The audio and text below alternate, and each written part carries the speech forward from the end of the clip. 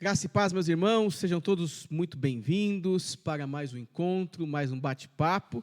E agora o time completo. Que maravilha, hein? Que bênção maravilhosa. Maravilhosa. Eu não vou nem começar por você, Wagner. Faça esse Olá, favor. Renato. Quanto tempo, hein? Bons Meu ventos. Deus. Traz o irmão aqui nessa...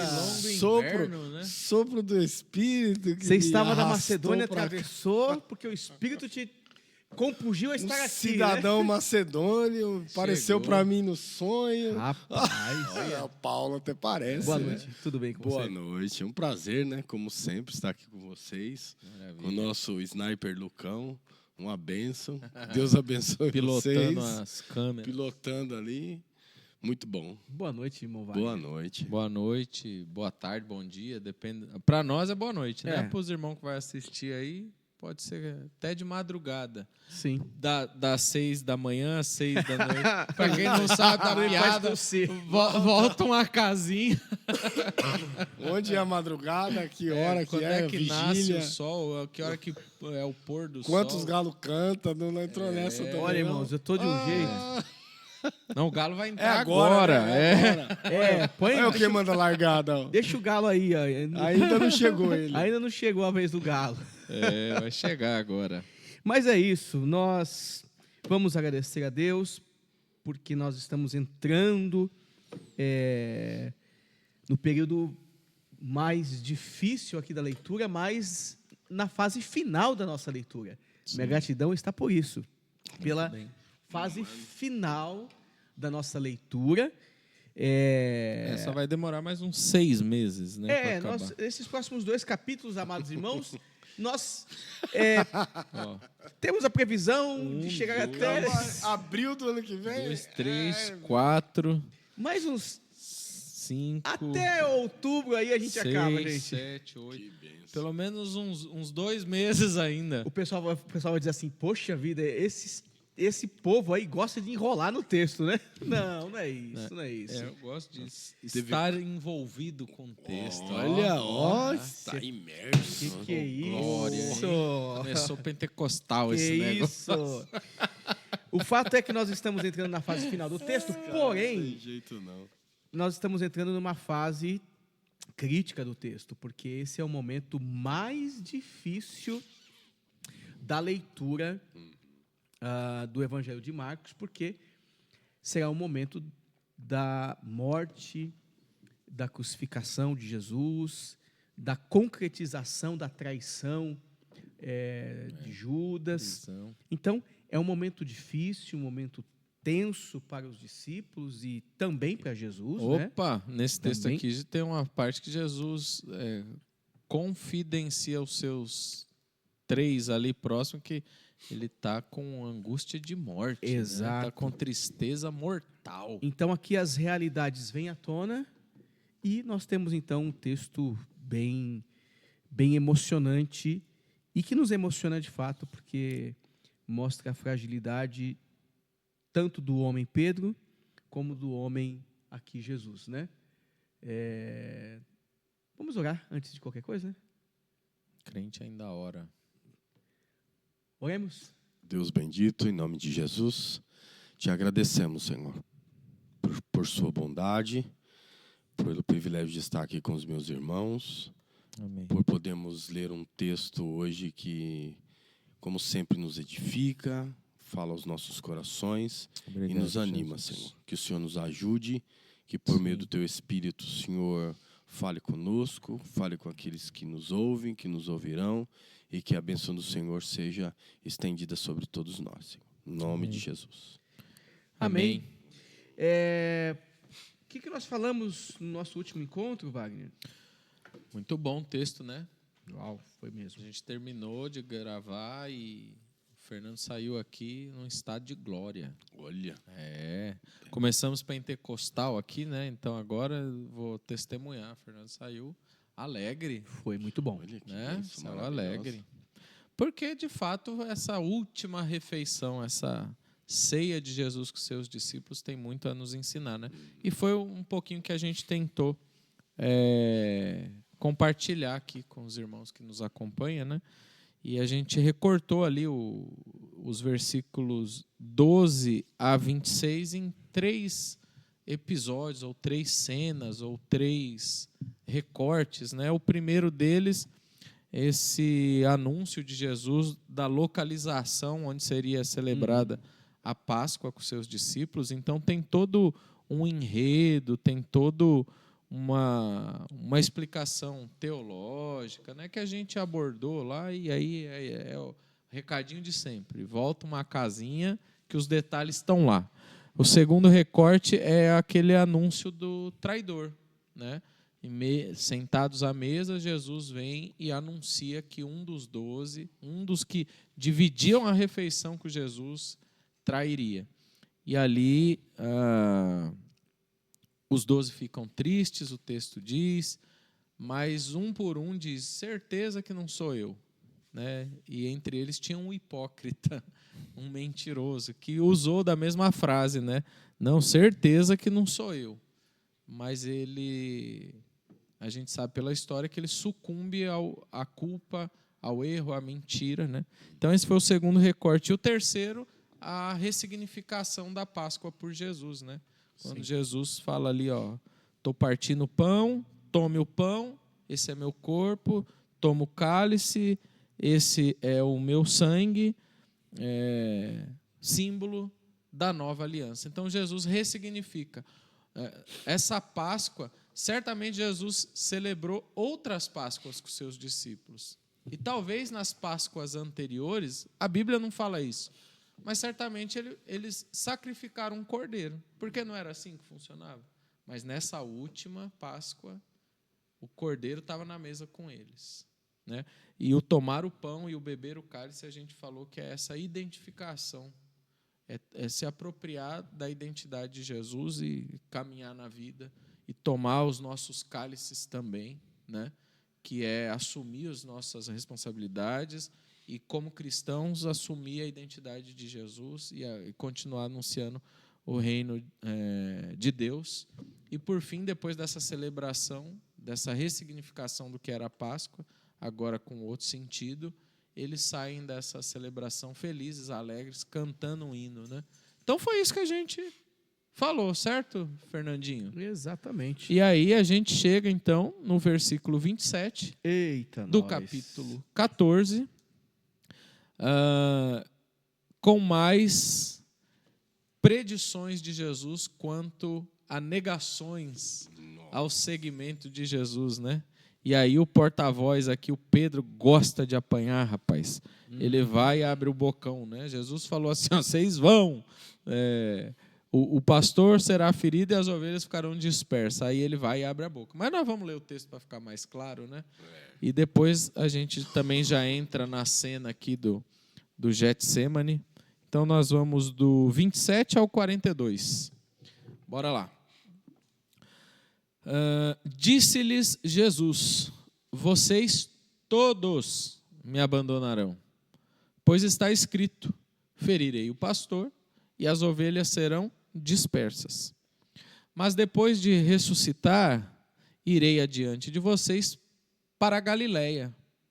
Pedro declarou, ainda que todos te abandonem, eu não te abandonarei.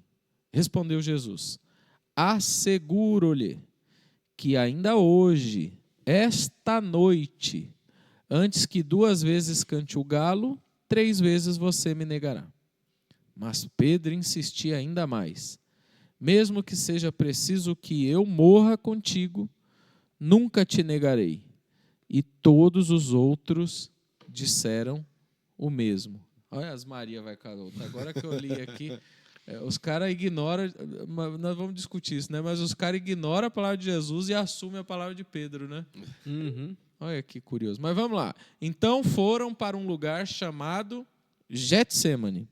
E Jesus disse aos seus discípulos, sente-se aqui enquanto vou orar. Levou consigo Pedro, Tiago e João. E começou a ficar aflito e angustiado. E lhes disse, a minha alma está profundamente triste, numa tristeza mortal. Fiquem aqui e vigiem. Indo um pouco mais adiante, prostrou-se e orava para que, se possível, fosse afastada dele aquela hora. E dizia: Abba, Pai, tudo te é possível. Afasta de mim este cálice. Contudo, não seja o que eu quero, mas sim o que tu queres. Então voltou aos seus discípulos e os encontrou dormindo. Simão, disse ele a Pedro, você está dormindo? Não pôde vigiar nem por 1 hora? Vigiem e orem para que não caiam em tentação. O espírito está pronto, mas a carne é fraca. Mais uma vez ele se afastou e orou, repetindo as mesmas palavras. Quando voltou, de novo encontrou dormindo, porque seus olhos estavam pesados. Eles não sabiam o que lhe dizer. Voltando pela 3ª vez, ele lhes disse: Vocês ainda dormem e descansam? Basta, chegou a hora. Eis que o Filho do Homem está sendo entregue nas mãos dos pecadores. Levante-se e vamos. Aí vem aquele que me trai. E aí, Fernandinho? Como é que podemos que é começar esse diálogo? O iluminado. Eis que o traidor se aproxima. Você só não solta agora, esse é o ponto. Este é o ponto. Não. Falar esse é o ponto. É porque acabou, ainda não acabou. Não, só não está acabou. começando. Não acabou. Jesus ele vai falar com seus discípulos e vai usar uma expressão que é conhecida do Antigo Testamento, né? E alguns textos do Novo Testamento que vão utilizar também a ideia do tropeço ou pedra de tropeço, né? Literalmente e na tradução do texto, essa ideia de pedra sendo colocada para alguém cair, ela tem essa finalidade literal, é levar a pessoa ao erro. A interpretação literal é que uma pedra de tropeço era um elemento sendo colocado por alguém com a finalidade de fazer essa pessoa errar. Não tem outra tradução para isso. É exatamente isso. Só que, nas palavras de Jesus, quando ele diz, serei uma pedra de tropeço para todos vocês, porque está escrito, ferirei o pastor e as ovelhas ficarão dispersas, me parece que ele explica e novamente dá novos contornos ou uma ressignificação do termo ou da ideia de tropeço para dizer, olha, o medo e o desespero vão cercar vocês de tal forma que eu serei esta pedra de tropeço para todo mundo. Não se trata aqui de um erro que eles vão cometer no sentido, olha, eu vou levá-los ao erro. Não, eu vou levá-los, aqui o erro você então muda para o medo e para o desespero. O medo e o desespero. Então, a minha morte, ou o que está prestes a acontecer, eu vou conduzir vocês para um lugar, e esse lugar é lugar de medo, esse lugar é o lugar de desespero. E vocês que se sentem cuidados e apacentados, vocês vão ficar como ovelhas dispersas sem o pastor. O fato é sem orientação, eles vão ficar desorientados. E é isso que acontece de fato com eles, né? Eles ficam completamente desorientados, né?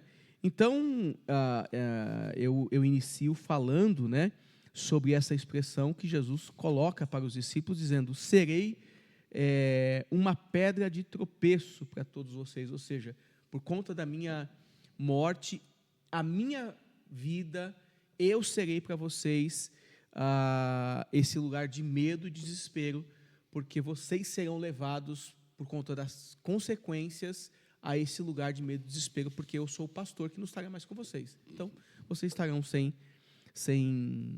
cuidado, sem acolhimento, porque vocês vão estar dispersos, né? Legal. Parece que essa ligação que você faz com a pedra de tropeço, ela diante do contexto, porque o texto segue, né? Eles estão na mesa ainda, sentados. Ela é estranha, né? Porque Jesus está, ao mesmo tempo, ressignificando a Páscoa, e após a ideia de sentar-se à mesa, ele vai levar eles para outro lugar. Aí faz muito a memória da Páscoa mesmo, né? Porque lá no Êxodo, quando eles se sentam à mesa, na hora que eles estão saindo, fugindo do Egito, é esse lugar de desespero mesmo, né? É esse lugar de terror, de pavor, de a gente não sabe o que vai acontecer. E me parece que dá muito essa imagem, até na relação com Cristo, a partir da entrada no reino de Deus, né? Porque fica parecendo que a pessoa sai da relação com a vida e ela entra para um ambiente do reino de Deus que não tem muita certeza, né? Ele vem, como a gente já está há muito tempo, a gente entra, né? Para a gente está tudo mais organizadinho, né? Mas uma pessoa que vem de fora, parece que ela entra no reino de Deus também com essa sensação de, tipo assim, e agora, né? O que eu vou fazer? Qual que é a relação que eu tenho que ter? E tudo. Então, é um momento de desorganização, né? E de caos, que é exatamente esse ambiente que Jesus está com os discípulos. Então, Jesus está dizendo para os discípulos que, mesmo que eles estão sentados na mesa, ele está aproximando eles do que vai vir. Então, a relação com Jesus, de um modo geral, também parece que, em alguns momentos, no discipulado inicial ou na hora de tomarmos algumas decisões, parece que a gente está meio desorganizado, né? E, claro que depois Jesus vai organizar, mas, de imediato, nessa leitura que o Fernando faz, parece que eles voltam a estar sem direção por um momento, ou sem perceber a direção que eles estarão. É bem interessante. E aí, irmão Wagner? No entanto, Pedro se torna porta-voz ali e nega essa previsão, esse anúncio de Jesus, né? Porque ele não quer aceitar essa posição de que eles o abandonarão, né? A tradução é isso. Jesus anuncia: vocês me abandonarão. E ele não fala: você, Pedro, me abandonará, mas todos. É que o Pedrão é esse cara sanguíneo que fica tomando a dianteira, né?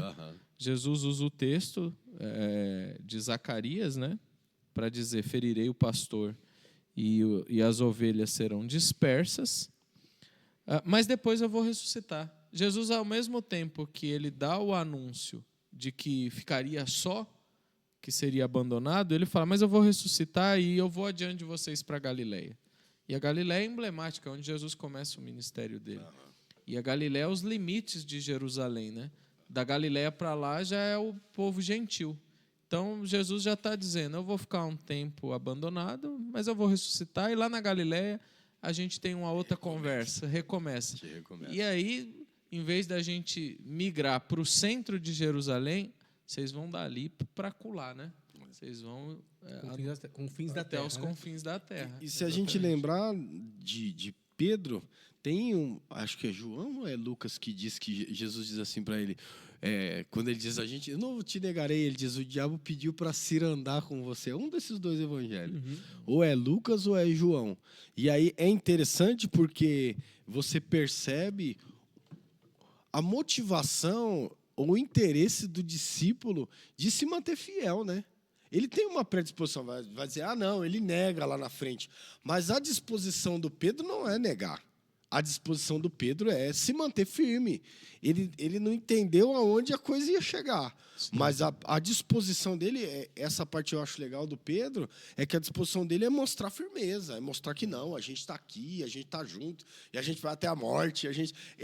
É muito interessante isso. É claro que a gente fala: o cara fala sem pensar, não sabe das consequências, porque como a gente sempre fala, e você também fala bastante, Wagner, a gente está olhando daqui para lá. A gente já sabe aonde a coisa ia dar, né? A gente está vendo: não, Pedrão, era para você ter ficado calado, né? O Jesus vai ser preso, a morte vai ser trágica e tal. Então, é uma coisa, mas você está aqui sentado na mesa com Jesus e alguém fala alguma coisa, você diz, acho que até um amigo próximo, né? Você diz, não, se acontecer isso com você, eu vou junto. Sim. Não, eu nunca vou te abandonar. E, de repente... A cena seguinte vai mostrar que eles não... De modo geral, o Pedro é o porta-voz, né? Mas, de modo geral, eles não entenderam o messiado de Jesus. Eles não acomodaram. Eles ainda tinham a imagem bélica, o Messias davídico, aquele restaurador que vai tirar a Roma do poder. Então, por isso que eles querem impedir que o pastor seja ferido. Não. A nossa última esperança é você. Sim. Mas eles não entenderam o ministério de Jesus. Até nesse momento, não. A cena seguinte, então, ela traz mais elementos, mais ingredientes para isso que a gente está aqui falando, né? Tem outros detalhes, porque o Pedro vai abrir a boca de novo ali mais para frente, no Getsemane, né? Agora eles estão nesse caminho, né? O texto anterior vai dizer que eles cantam um hino e saem em direção aos Montes das Oliveiras, mas nem chega no topo, né? Porque eles param nesse lugar chamado Getsemane e no final da leitura a gente vê que Jesus fala, já era.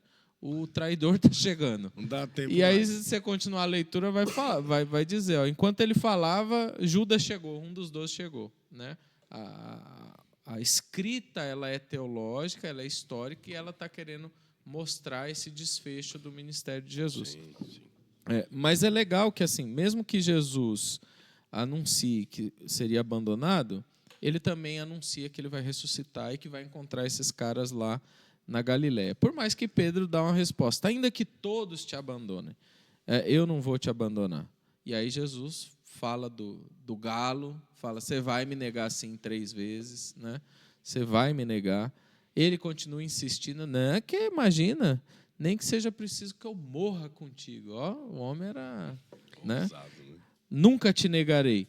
E ele, como porta-voz, ele é um influenciador, né? Na hora que eu estava lendo, me veio essa ideia, porque todos os outros disseram, é isso aí, eu também estou nessa, né? E todos os outros aqui eram 11 já. Porque o Judas já estava fora. O Jonas já tinha negado, né? Já. De certa forma, ele afasta do grupo, né? E isso que vocês estão falando me traz uma outra noção, no sentido de olhar para o texto e de perceber que nós temos diante de nós um momento de negação da dor e do sofrimento e das realidades. Sim. A gente está aqui diante de uma negação. Por que a negação? Porque à medida que Jesus fala sobre o que acontecerá, e ele fala em perspectiva dupla, tanto a positiva como a negativa. Qual foi o termo que você usou agora? Você usou um termo? Você acabou de falar alguma coisa aí? Que ele nega. Isso, nega. Nossa, entendi alguma coisa. Meu Deus do céu. Não. Hoje eu não estou legal, hein? Olha, tá, hein? Vamos impor as mãos aqui. Vamos. Caiu para cada lado. Mas o fato é que ele nega. Ele nega tanto a realidade positiva como a realidade negativa. Ele nega a morte e ele nega a ressurreição. Mas não no sentido de não ter fé em uma coisa e outra. Ele simplesmente não acredita no que está sendo dito. As esperanças dele vai para o buraco. Se ele morrer, acabou a nossa esperança nesse... Então, essa negação, ela está acontecendo, porém, a gente olhando para o texto e olhando para as nossas realidades de vida, a gente nunca está preparado para viver uma mensagem diferente daquela que a gente espera, né? Não. A gente nunca está preparado para viver uma experiência diferente daquela que a gente espera. E tudo que Jesus está fazendo é falando algo que eles jamais esperavam. Não era isso aqui não era uma possibilidade ver o mestre morrer. Não era uma possibilidade. No entanto, a contradição de Pedro a isso mostra o o desejo e a intenção dos demais, né? Os demais também pensavam igual Pedro, né? Porque o texto vai dizer, e todos os outros disseram mesmo, eles não queriam, eles negaram essa realidade da dor, da morte, do distanciamento e, de tabela, a ressurreição. A ressurreição. Que ele fala. Então, às vezes, as palavras que Jesus nos fala, aquilo que está no texto bíblico, sempre esbarra na forma com que a gente quer enxergar as coisas. Ninguém sabe como que a pessoa ouviu o que a gente disse, né?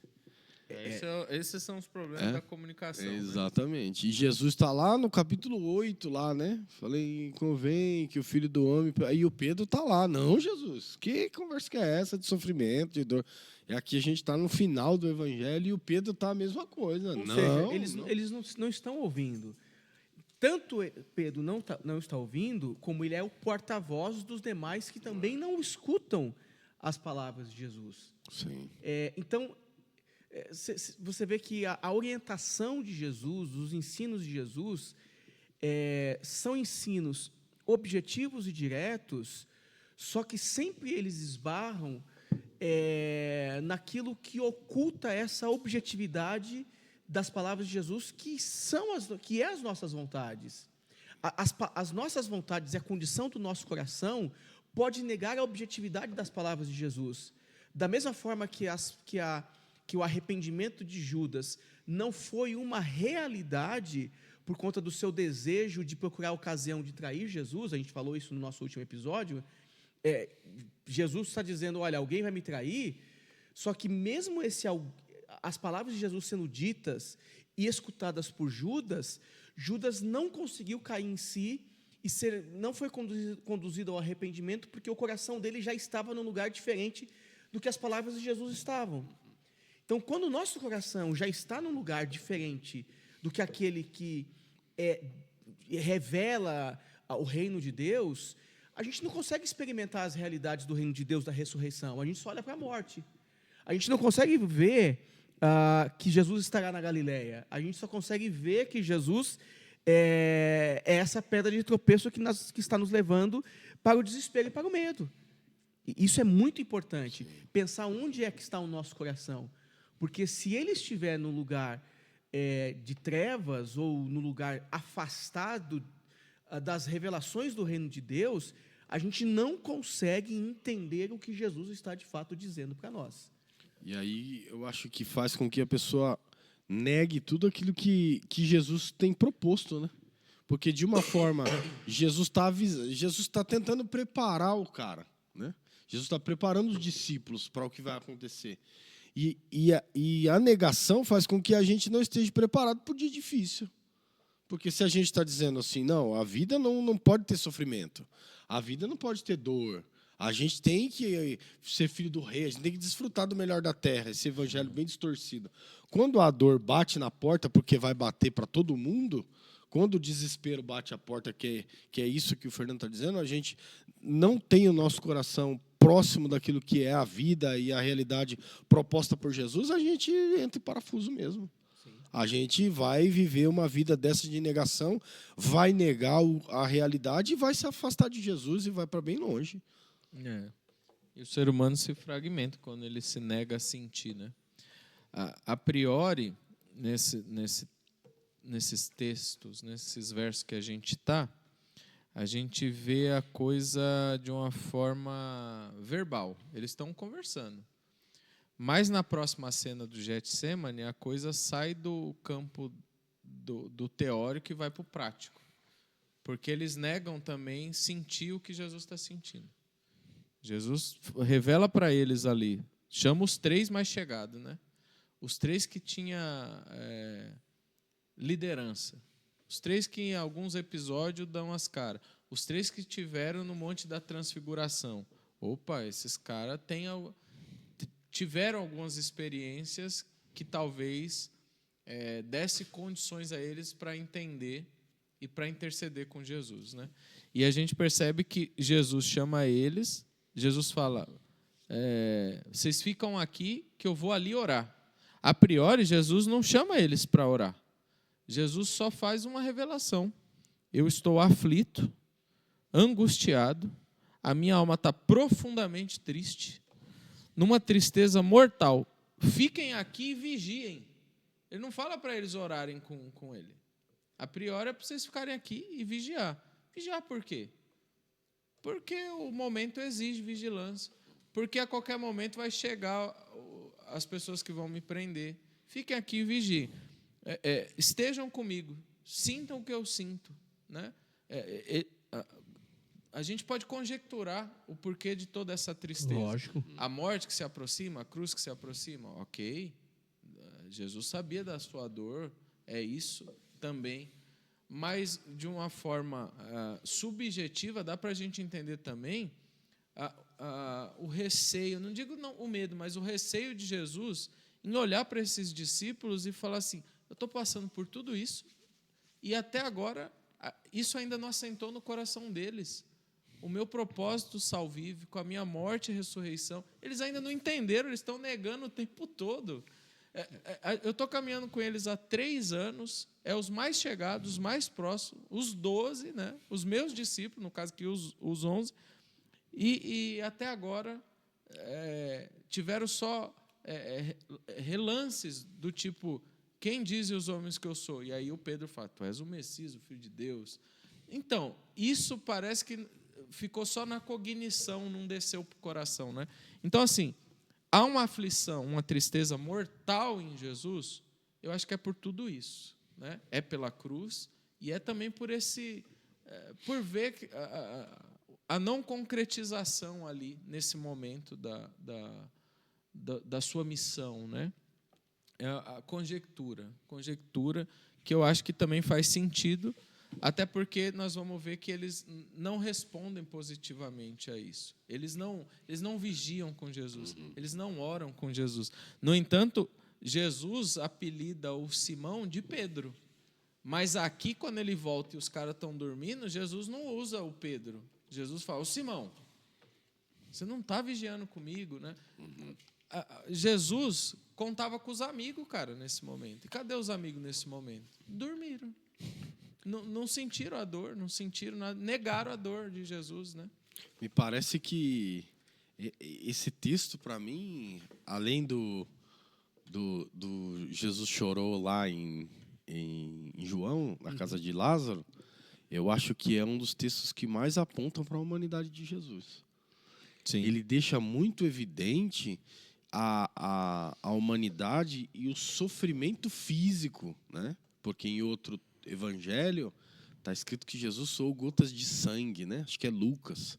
Então você tem um sofrimento e uma angústia assim profunda, tanto aí a gente vai sugerir, né? Tanto pelo que ele poderia passar e pelo aquilo que é conhecido de muitos, né? A ideia do Getsêmani, da prensa do óleo e entre outras coisas. O texto que eu estou usando diz que a sua alma estava esmagada pela tristeza. Então você vê a simbologia da azeitona, essas coisas todas, e a ideia de pressão sobre Jesus. Então é muito interessante você perceber que as imagens colocadas na narrativa não são somente colocadas sem intenção.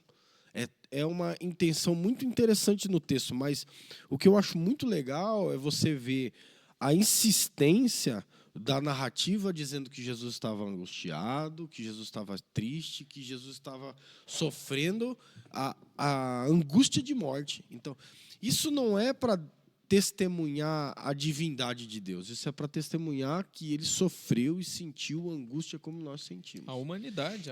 Isso para mim é muito importante para você não perceber que mesmo o evangelho de Lucas, de Marcos, que inicia demonstrando o poder de Jesus, a luta com os demônios, a superioridade de Jesus, exorcismo, gadareno e curas extraordinárias, e cospe em um, e faz uma coisa aqui no outro, e fala, e o servo e a filha do cara está curada, e entre outras coisas. Quando chega no final do evangelho, ele para mim, ele escancara a humanidade de Jesus. assim, esfrega, como você fala, eu falei de Jesus, todo o seu poder, mas agora eu vou mostrar a humanidade. É como se ele dissesse assim, essa humanidade de Jesus nunca pode ser esquecida mediante aos seus milagres. E eu acho que fica aqui um exemplo para a gente como homem e como discípulo de Jesus. Até porque como Jesus, homem, né, 100% homem, talvez ele está se aproximando do momento mais difícil da sua história, que não é a morte, mas é justamente esse processo que se dará a salvação, para que a salvação de fato se torne uma realidade para a humanidade no sentido expiatório, de não precisar mais de outros sacrifícios. A semente precisa morrer. A semente precisa cair na terra e precisa morrer. Não haveria vida sem, de fato, um verdadeiro e perfeito sacrifício viesse a acontecer. Ele é esse perfeito sacrifício. E ele se torna nesse perfeito sacrifício, mas ele também experimenta a dor da humanidade de se afastar de Deus, e ele vai carregar nas costas o que ele não imaginava que era possível carregar. Que como homem, o que faltava para ele viver e experimentar é esse sentimento de distanciamento, é de sentir o que o homem sente longe de Deus. Então, ele não sabia o que era isso. Né? Ele não sabia o que era isso. Ele não sabia que tipo de angústia que é esta, que cerca e que consome o ser humano, que consome a humanidade. Então, aqui, ele está prestes a experimentar aquilo que não cabia dentro dele. Não era conhecido não dele. Não era conhecido dele. Né? Ele iria viver pela primeira vez essa distância da Trindade, da Trindade por conta de uma ação amorosa. Uma ação amorosa. E aí eu acho rapidinho, só para falar essa parte do Fernando, e aí fica legal a ideia de se colocar da justificação, né? Que ele Jesus se coloca no nosso lugar. Aí levar o pecado, aí a prensa aqui de ser prensado, exato, de carregar o pecado da humanidade, é que naturalmente vai trazer toda essa angústia física, né? Que eu acho que é algo muito, muito importante, extraordinário. Né? Sim. Eu não sei se foi numa das nossas gravações ou se foi aqui com o pessoal que eu citei de um ateu que falou sobre... Foi na quinta, né? Aqui com o povo. Que ele diz que se nós cristãos... o nosso problema é olhar para Jesus só como Deus. Né? Olhar para ele só como Deus. Porque se a gente olhasse mais para ele como esse ser humano, talvez nós, discípulos de Jesus, seríamos também mais seres humanos. Né? Então, essa face do Deus Jesus, do nosso Senhor, ela é importante para a gente pisar no chão, né? Para a gente não negar as dores da vida. Porque é isso, às vezes a gente acha que a gente tem corpo fechado, né? Não é verdade? Blindado. Que não vai ter doença, não vai ter falta de emprego, não vai ter dificuldade. A gente nem olha para Jesus como ser humano, e por vezes a gente nem olha para ele na dimensão do divino. A gente só olha para ele com um olhar, na minha opinião, né, de quem quer usar Jesus. Jesus só é divino na proporção que ele me dá. Isso aí legal. A gente torna ele um ídolo. Isso aí é característico de ídolo. Ele não é um Deus no sentido amplo do termo Deus. Ele é um ser que atende às minhas vontades. Ele é um gênio da lâmpada. Porque se ele fosse um ser... Se a gente enxergasse... Lembrei de uma piada. Se os cristãos enxergassem ele como um ser divino, os cristãos também iriam ver as atribuições divinas que estão sobre ele, que são Primeiro, transmissão dos oráculos divinos, aquele que transmite palavras de sabedoria.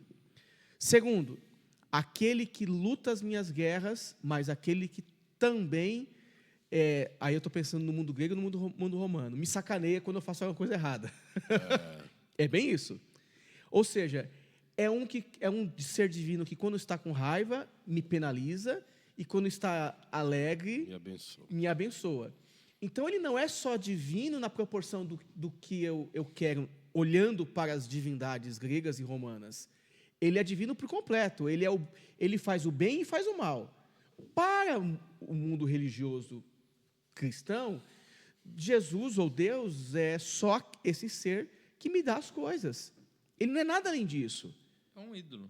A relação de uma pessoa com o ídolo é essa. Eu ofereço sacrifício para o ídolo, me dá os benefícios. Ele não faz a ira dele e recebo em torno. Não, na verdade, esse Deus não se ira. O Deus da teologia da prosperidade não. Ele está irado quando eu não estou em prosperidade. Ou seja, tudo volta, é um fluxo contínuo que as setas apontam sempre para o eu, para o ser humano. Está sempre assim. Se você não vive, você está com problema de saúde, é porque Deus está te penalizando. Então se arrepende que os problemas da sua saúde vão passar. E aí vai. Ou seja, quem está no centro desse movimento é o Deus eu. É o eu, é o ser humano. Eu acho que, diante do sofrimento de Jesus, a parte mais interessante que fundamenta isso que o Fernando está falando, a mudança do evangelho, é a oração que ele faz. Então. Porque em meio a tanta dor e sofrimento, ele vai dizer assim: Pai, dizia ele, tudo é possível para o Senhor. Afasta esse cálice de mim, contudo, seja feita a sua vontade e não a minha. Olha só. E aí a gente entra no lance do que o Wagner falou lá e que a gente estava comentando, de negar o sofrimento. Então a gente não tá, Jesus não está preocupado em não sofrer, porque ele está percebendo a dor que ele está sofrendo, que ele está sentindo o que ele não sentia, que é o que a gente está deduzindo. Mas ele está falando o seguinte: olha, está doendo muito, está difícil, não está fácil. Dá para passar isso daqui? Não dá. Ou dá. Nesse texto, Deus não responde. Em Lucas, ele manda um anjo para consolar, quando Jesus está suando gotas de sangue. Parece que em João tem uma voz que fala com Jesus. Mas em Marcos ele não fala nada. Ele não responde, não fala nada. E aí tem muita coisa legal, porque ele está em sofrimento, ele está orando, pedindo para passar, e ele não escuta nada.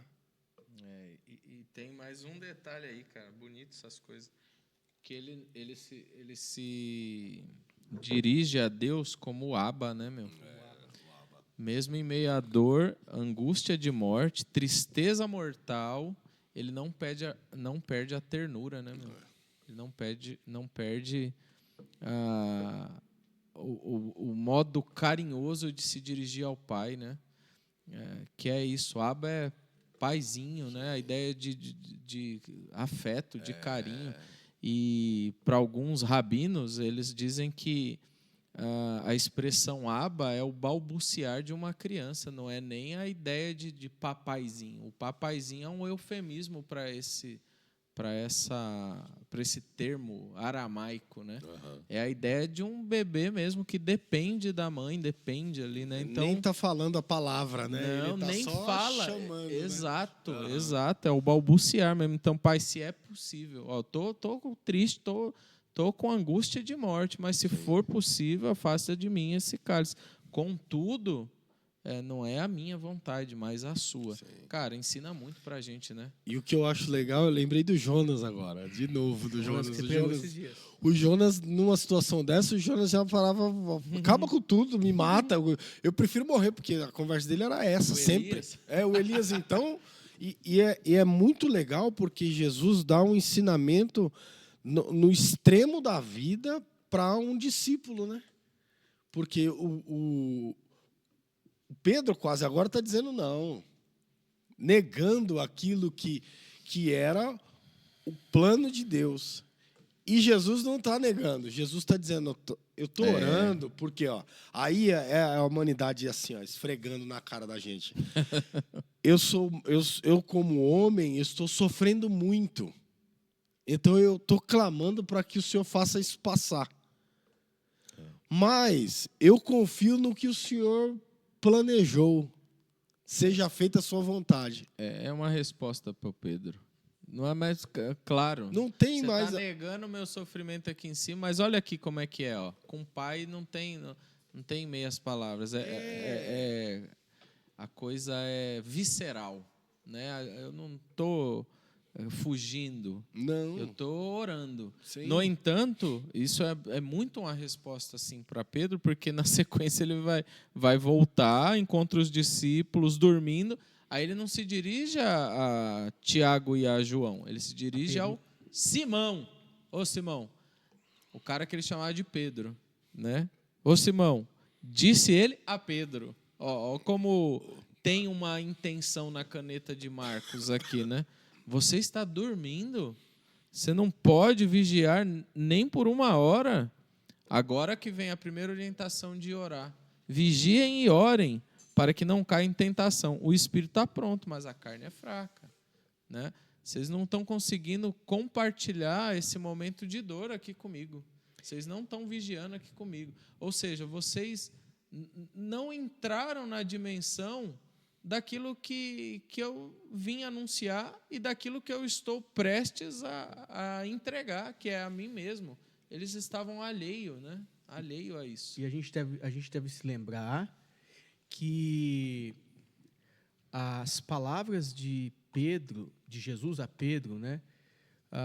Vigiem para que vocês não caiam em tentação, ela já é fruto da oração. Jesus já tinha orado falando, olha, na oração do Pai Nosso, ensinando, né? E não nos deixe cair em tentação. E nós falamos naquela ocasião, no semestre em que o texto foi... um ano atrás. Tá virando o que isso aí? No semestre... 18 meses é uma pós-graduação que você está fazendo? O semestre que o texto foi... Eu não sei qual semestre que foi, mas no período que nós falamos do texto, a gente indicou que aquela tentação era as práticas religiosas dos fariseus de cair num legalismo, numa hipocrisia litúrgica, ritual, cultica, moral, e vai, né? Uhum. Toda aquela hipocrisia vivida pelos fariseus. Então, a ideia de não cair em tentação não é uma prática pecaminosa, e sim é um estado, né, religioso que conduzia as pessoas para uma falsa religiosidade, uma falsa espiritualidade. Então, a ideia, me parece, se eu estiver viajando, me corrijam, né? A gente pode pensar que também essa palavra de Jesus a Pedro, olha, vigiem para que vocês não caiam em tentação, é que vocês não venham cair na condição dos religiosos que dormem, que estão indiferentes para a manifestação do reino de Deus. Eles vivem a liturgia, mas eles não vivem os mandamentos, né? Eles perseguem as pessoas que não praticam os mandamentos, mas eles mesmos também não praticam. Então, eles vivem em constante hipocrisia. Então, não cair em tentação é um risco que Pedro, de fato, estava prestes poderia cair, e também é um risco que nós podemos cair. Sim. Se nós nos tornarmos fariseus, hipócrita como os fariseus, né? E indiferente como os muitos religiosos, né? Porque se você vê também na questão da aplicação, Jesus sofrendo do jeito que estava sofrendo e chamou os amigos para orar com ele, né? Vamos ali orar comigo, e você não percebe que eles estão cuidando de Jesus, né? E aí eles não entenderam o que é o sofrimento de alguém, né? Eu estaria viajando? Não, você não. Eu estaria viajando? Não, vigiando, vigia eu. Eu estaria viajando, porque você falou algo. Pôs a bola na marca do pênalti. Não, me veio um pensamento. Isso aqui não poderia ser uma síntese para todas as expressões onde... Um exemplo. Os sacerdotes, os levitas, encontram um homem no caminho e não se rendem ao sofrimento do homem. Quem se rende ao sofrimento desse homem? Um samaritano. Tantos outros episódios parecidos com este, os religiosos, os discípulos estão com fome, os religiosos criticam a maneira com que os discípulos vão se alimentar das espigas do milho e debulhar espigas no dia de sábado, valorizando mais o sábado do que a vida. Percebe que você tem vários episódios em que o homem religioso ele está indiferente com o ser humano, indiferente com a dor, e os homens piedosos estão profundamente, ou ele, que é esse homem piedoso, está sempre profundamente envolvido com a dor, envolvido com a angústia do outro. Será que isso não é uma síntese geral para falar da condição de quem está nesse reino, a semelhança de Jesus, e quem está fora desse reino, a semelhança da religião e suas religiosidades, e esse mundo afastado, apartado de Deus? Porque é o final de tudo aqui. E me parece que o trajeto está sendo construído para chegar nesse ápice, e desse ápice, se eu olhar para trás, e vocês fizerem esse exercício de olhar para trás, quantas coisas semelhantes a essa a gente não vai perceber? Ou estou viajando? E eu acho que faz sentido porque, além de Jesus se compadecer do que sofre, o sofrimento causado a Jesus é por causa dos outros. Não é por causa dele. Exato. Então ele não está passando esse sofrimento porque ele está sendo punido, porque ele fez alguma coisa de errado, porque ele se meteu onde não deveria. Ele está sofrendo pelos outros. Então, a lógica do modelo de alguém que está passando por um momento de angústia, para o cristão, é fazer a mesma coisa que Jesus está passando. É sofrer por alguém. Porque Jesus está sofrendo por causa da humanidade, nessa ocasião. E Jesus está pedindo para que os seus discípulos cuidem dele.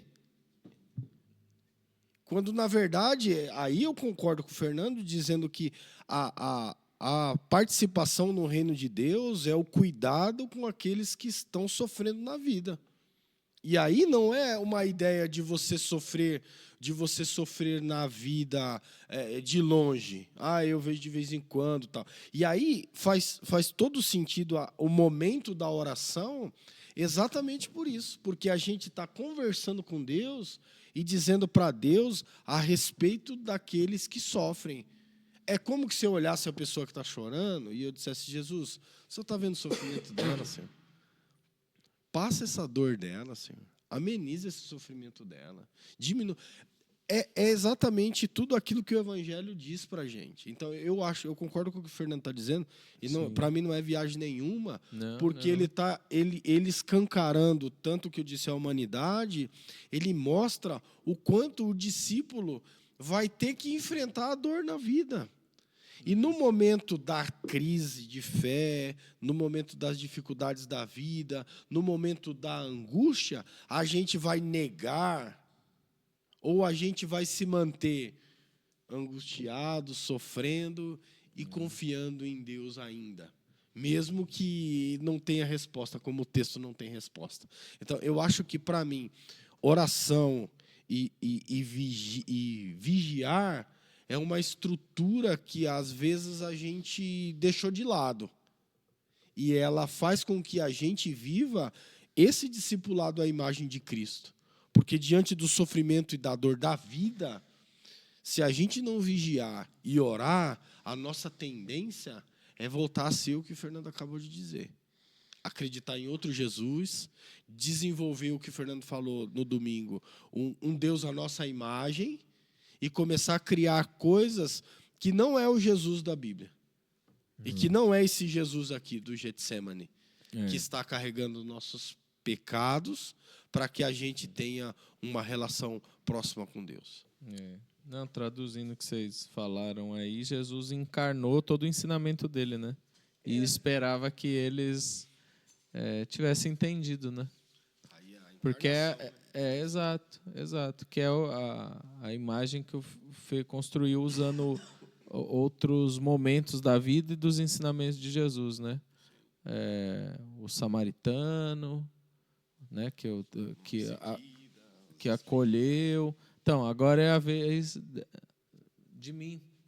É a minha vez de ser acolhido. Cadê os meus amigos para me acolher? Sim. Então, não entenderam, né? Muita coisa ficou na cognição, não ficou na prática, porque essa é a primeira vez que Jesus volta e eles estão dormindo. Mas Jesus volta de novo, né? Jesus afastou, orou, repetindo as mesmas palavras. No 30, no 40, ele fala assim, quando voltou de novo, os encontrou dormindo de novo. Porque seus olhos estavam pesados. E eles não sabiam o que lhe dizer. Aí teve uma outra vez, então, de novo, né? Voltando pela terceira vez, eles lhe disse, vocês ainda dormem e descansam? Basta. Né? Chegou a hora, eis que o Filho do Homem está sendo entregue nas mãos dos pecadores. Levante-se, vamos, aí vem aquele que me trai. Ou seja, chegou uma hora que os caras não tinham nem resposta, nem argumento. Talvez a ficha caiu do tipo, caramba, nós não conseguimos sofrer a dor do nosso mestre. A gente acabou de sentar à mesa com ele, se alimentamos com ele, sentimos a experiência da liberdade, da libertação que a gente falou, né? A gente tomou o pão, bebeu o cálice, e agora ele faz ele rasga o coração e a gente não consegue acompanhar ele.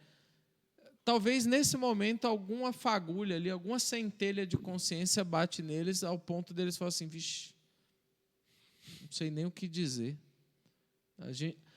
Talvez o Pedro, antes de negar, teve um reflexo do que seria a negação mais à frente. Se aqui só a gente, no íntimo, eu já estou negando, eu não estou acompanhando o ritmo, como é que vai ser depois, né? Eu acho interessante o evangelista trazer essa frase. Eles não sabiam o que dizer. Né? Diante da dor do outro, talvez essa seria a postura deles antes da exortação de Jesus. Pô, vocês estão dormindo de novo?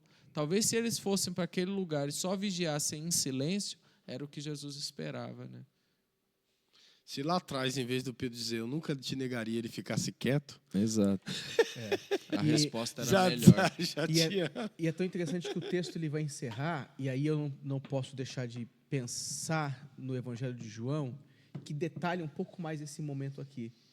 Porque os discípulos estão com Jesus, então, no Getsemane, que é um jardim afastado, só que é um jardim conhecido de Judas. Judas chegou lá, né? É um local conhecido por Judas. Judas sabe onde Jesus estava.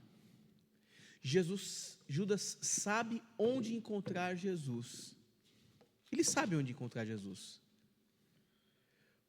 Porém, o coração dele já estava bem longe da experiência do jardim. Sim. Da experiência do jardim. É tão interessante que existem pessoas que se perderam na caminhada, mas sabem onde Jesus está. Em João 18 fala exatamente isso, né? Ora, o Judas, o traidor, conhecia aquele lugar. Porque Jesus muitas vezes se reunira ali com seus discípulos. É isso mesmo. Judas sabia. Sabia? O traidor, quem está com o coração corrompido, sabe onde Jesus levava os seus discípulos para conversar. Que Deus tenha misericórdia de nós, porque não gostaria e não quero estar nesse lugar onde eu tenha consciência de onde Jesus está, porém eu não tenha mais a força, o entusiasmo de querer participar com Ele, das dinâmicas e da experiência, da vida, e desenvolver essa relação, sabe, profunda com Ele. Eu não quero isso. Que Deus nos guarde disso, porque ser encontrado como Judas é ser encontrado como alguém que desperdiçou a boa chance, né, de continuar aos pés de Jesus. Desperdiçou. Tudo em nome de propostas e de míseras 30 moedas. E é bem interessante essa relação que você faz, porque o Judas sai dos pés de Jesus e vai para os pés dos religiosos, né? É muito interessante essa ligação que você faz, porque ele é como se ele dissesse assim, olha, se a gente acrescentar, a gente consegue dizer que Jesus abriu mão do evangelho para a religião.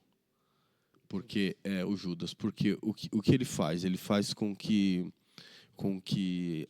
seja mais importante a vida, o dinheiro religioso do que a vida com Jesus. Então, eu acredito que o lugar onde Jesus está é com os que sofrem, né? E não é com aqueles que fazem as pessoas sofrer.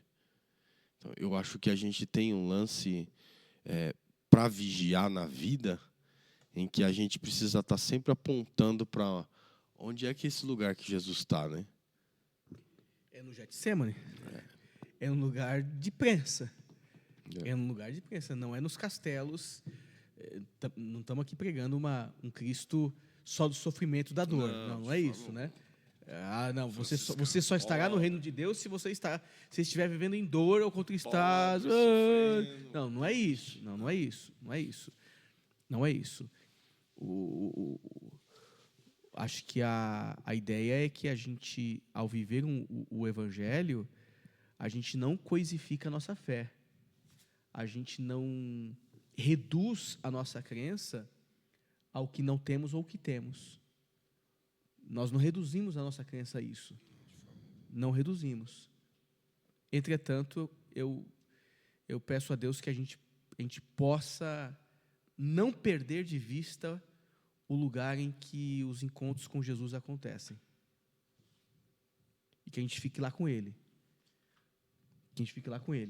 Porque se for só um trânsito, eu vou sair e vou me perder nas mãos dos fariseus e vou voltar com 30 moedas do bolso para trair Jesus.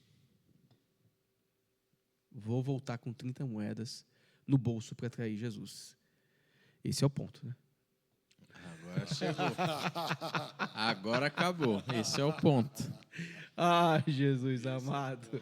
Agora vou usar até as palavras de Jesus. Levante-se e vamos, meus amigos. Vambora que chegou no... Levante-se e vamos.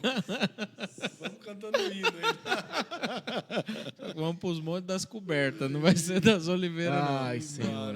Mas é isso. Muito bom, muito bom. Bom, no próximo episódio, então, nós teremos... Jesus é preso. O fatídico momento... Da chegada do Judas. Do beijo, né? Do beijo, é isso. Pessoal, Deus abençoe a todos vocês. Eu espero que vocês estejam sendo edificados como nós estamos sendo edificados. Peço a Deus que essa mensagem ecoe no coração de vocês e que todos nós possamos refletir de maneira profunda, né? Aquilo que o texto comunica aos nossos corações. Amém? Amém, mano. Irmão Wagner, você pode orar, amado irmão? Claro. Uala!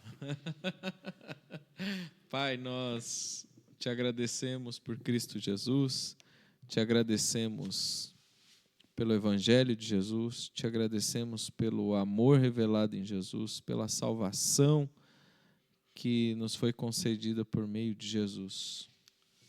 Obrigado por nunca desistir de nós, mesmo quando não vigiamos, quando não oramos, e quando estamos insensíveis às dores da humanidade e do próximo. Obrigado por tua misericórdia, que não tem fim e se renova a cada manhã. Obrigado, Senhor. Obrigado por Jesus. Obrigado pela salvação que nos alcançou, por tua graça diária. Pedimos a tua bênção sobre cada um de nós, sobre os nossos irmãos e irmãs que leiam o Evangelho de Marcos juntamente conosco e que se permitem serem edificados por tua palavra. Pedimos a tua bênção sobre cada um de nós. Pedimos a tua bênção sobre as nossas casas e as nossas famílias. Ajuda-nos a te seguir como verdadeiros discípulos e discípulas de Jesus. Essa é a minha oração, Deus, e já te agradeço por meio desse nome, que é sobre todos os nomes, o nome de Jesus. Amém? Amém e amém. Deus abençoe vocês, gente. Deus abençoe. Fiquem na paz.